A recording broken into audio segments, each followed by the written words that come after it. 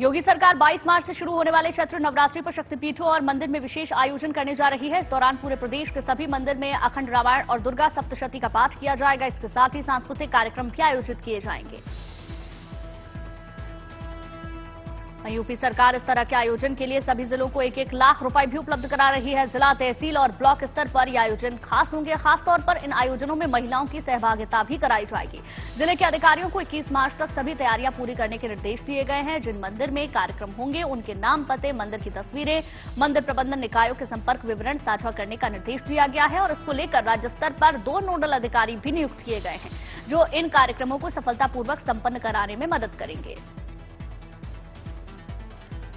तो योगी सरकार का ये बड़ा फैसला, जहां पर नवरात्रि में मंदिरों में खास तौर पर विशेष आयोजन किए जाएंगे।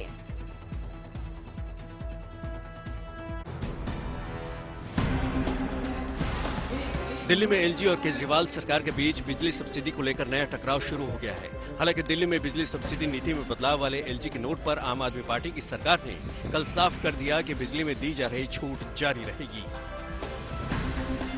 दरअसल विवाद की जड़ बना है दिल्ली विद्युत नियामक आयोग की सिफारिश के आधार पर एलजी वीके सक्सेना की तरफ से शुक्रवार को जारी एक नोट, जिसमें राष्ट्रीय राजधानी में बिजली सब्सिडी नीति में बदलाव की बात कही गई थी।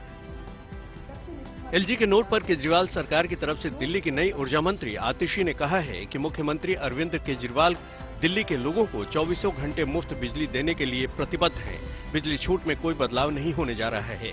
एलजी दफ्तर जानबूझकर इस मामले में गलत जानकारी फैला रहा है। इन आरोपों के बीच राजनिवास के सूत्रों ने केजरीवाल सरकार पर बिजली सब्सिडी के मुद्दे पर भ्रामक जानकारी फैलाने का आरोप लगाया है। Kumar Kunal, Delhi, good news today. Assam के कोकराझार और चिरांग जिलों की जो 1 दशक पहले तक बोडो उग्रवादियों की चपेट में थे, सरकार और उग्रवादियों के बीच हुए शांति समझौते के बाद अब नई अंतर्राष्ट्रीय रेल परियोजना पर तेजी से काम हो रहा है। भारत और भूटान के बीच प्रस्तावित रेल परियोजनाओं को अमलीजामा पहनाने के लिए अलीपुर रेल डिवीजन के वरिष्ठ अधिकारियों ने चिरांग जिले के भारत भूटान सीमा पर मौजूद दादगिरी अंचल जाकर जमीनी निरीक्षण किया। इस इलाके में रेल परियोजनाओं के लिए सर्वे का काम पिछले 3 महीने से चल रहा है। भारत भूटान के बीच 61 किलोमीटर लंबे रेल सेक्शन का निर्माण कार्य होना है। इसमें 2 किलोमीटर लंबी रेलवे लाइन भूटान में बनेगी, जबकि 59 किलोमीटर लंबी रेल लाइन भारत में बनेगी। इस रेलवे स्टेशन में कुल रेलवे सेक्शन में 6 स्टेशन बनाए जाएंगे। 5 स्टेशन भारत में बनाए जाएंगे, जबकि 1 स्टेशन भूटान में बनेगा। कंस्ट्रक्शन का काम अगले साल यानी कि 2024 में शुरू हो जाएगा।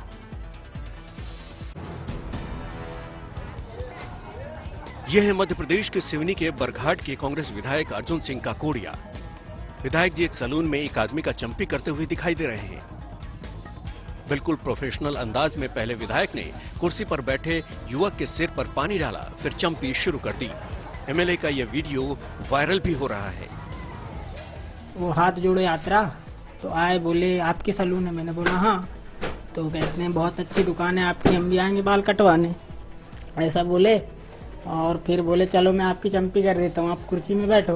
मैं बैठ गया, उन्होंने चंपी कर दी मेरी।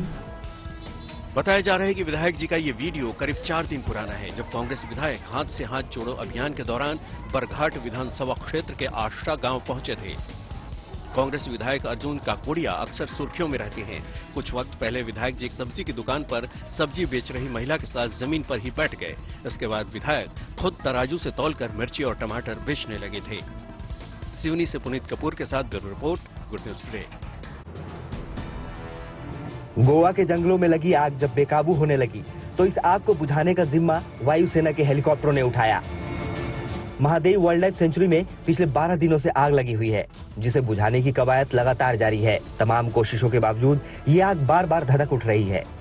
धीरे धीरे इस आग ने जंगल के एक बड़े हिस्से को अपनी चपेट में ले लिया। वन विभाग के कर्मचारी लगातार इस आग पर काबू पाने की कवायद में जुटे हैं।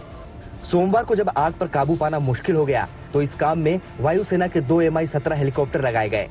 दोनों हेलीकॉप्टरों ने 7 घंटे से ज्यादा उड़ान भरी और आग से प्रभावित जंगलों में करीब 48,000 लीटर पानी का छिड़काव किया। इन हेलीकॉप्टरों की कोशिश से जंगल के कई हिस्सों में आग पर काबू पा लिया गया। पूरी तरह से कंट्रोल में है। ऐसा आग का कोई बता नहीं सकते हैं। इसके लिए फॉरेस्ट ऑफिसर और गांव के लोग भी हर एक जगह जगह पे खड़े हैं, देख रहे हैं। गोवा के जंगलों में लगी आग पर सरकार लगातार नजर बनाए हुए है और आग को काबू करने की हर मुमकिन कोशिश की। Bureau report, good news today.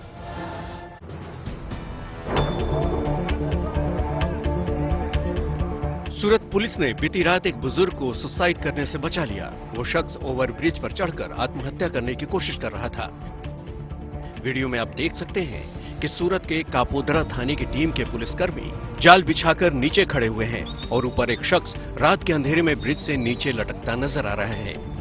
Bridge से लटक रहा शख्स खुदकुशी करने के इरादे से ब्रिज पर चढ़ा था कि उस पर नजर पुलिस वालों की पड़ गई और वो ब्रिज से नीचे कूदे। उससे पहले यहां मौजूद पुलिसकर्मी नजदीकी फायर स्टेशन से जाल ले आए। पुलिसकर्मी लगातार ऊपर लटक रहे शख्स को नीचे न कूदने की हिदायत दे रहे थे, लेकिन शख्स मानने को तैयार नहीं था। लिहाजा पुलिसकर्मियों ने नीचे जाल को इस कदर बिछाया कि ऊपर से वह व्यक्ति कूदता है तो सीधे जाल पर ही आकर गिरे। काफी देर बाद वो शख्स ब्रिज से नीचे कूदा, पुलिस वालों की जाल में उलझ गया और उसकी जान बच गई। हालांकि उसे थोड़ी चोट आई, जिसकी वजह से उसे अस्पताल में भर्ती करा दिया गया है। अब पुलिस पूरे मामले की जांच कर रही है। Bureau report, good news today.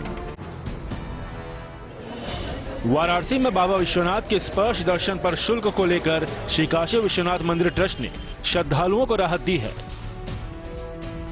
Shri Kashi Vishwanath मंदिर ट्रस्ट की ओर से साफ किया गया है कि श्रद्धालुओं को बाबा विश्वनाथ के स्पर्श दर्शन पर फिलहाल कोई अतिरिक्त शुल्क नहीं देना होगा, लेकिन मंदिर ट्रस्ट की अगली बैठक में स्पर्श दर्शन पर कोई फैसला हो सकता है।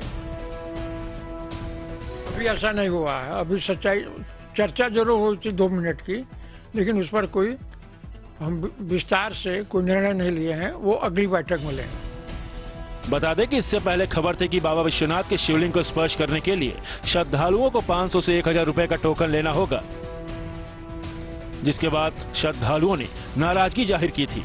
हालांकि श्री काशी विश्वनाथ मंदिर ट्रस्ट की बैठक में शिवलिंग को स्पर्श करने पर शुल्क को लेकर चर्चा हुई थी, लेकिन इस पर कोई फैसला नहीं लिया गया था। उत्तराखंड के पिथौरागढ़ जिले के मुनस्यारी में भारी ओलावृष्टि से सड़कें सफेद हो गई। इस मौसम में ऐसी ओलावृष्टि से लोग हैरान रह गए।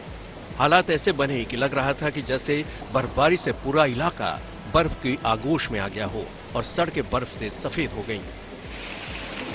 हालांकि बाद में लोगों ने बर्फ हटाने का काम शुरू कर दिया। मौसम के करवट लेने से मुनस्यारी और उसके आसपास इलाकों में एक बार फिर से ठंड बढ़ गई है।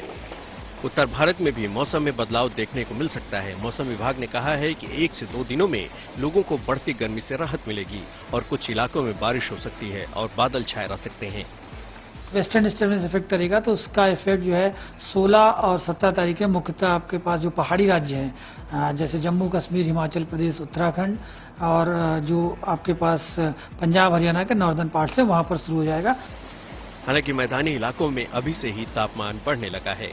पिथौरागढ़ से राकेश पंत के साथ bureau report, good news today. बहारों का मौसम आया है और फूलों की महफिल सजने को बेताब है। कश्मीर की गोद में बसा फूलों का ये बाग एक बार फिर से लोगों के स्वागत के लिए पूरी तरह तैयार है। ये एशिया का सबसे बड़ा ट्यूलिप गार्डन है जो पर्यटकों की पहली पसंद है। हर साल की तरह इस बार भी ट्यूलिप के फूलों का ये बागीचा 19 मार्च से आम लोगों के लिए खुलने जा रहा है, लेकिन उससे पहले ट्यूलिप गार्डन में तैयारियां मुकम्मल की जा रही हैं। अलग अलग रंगों में ताजगी से भरे ये फूल न सिर्फ आंखों को सुकून देते हैं बल्कि आपसे बहुत कुछ कहते भी हैं। इन फूलों की खूबसूरती और ताजगी को अपने भीतर उतारने के लिए लोग दूर दूर से यहाँ चले आते हैं। Bureau report, good news today.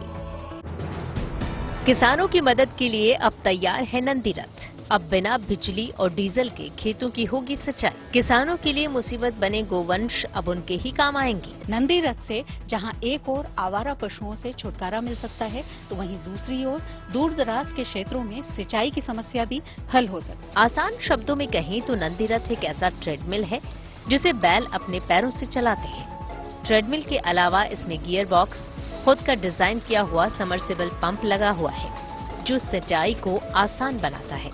ये 35 से 600 फीट नीचे तक से पानी निकाल सकता है। ग्रेविटी का उपयोग हम कर रहे हैं। बेसिकली बैल का वेट है, वो वेट की वजह से इंक्लाइंड है तो पीछे फिसल रहा है और चारा खाने के लिए आगे बढ़ रहा है।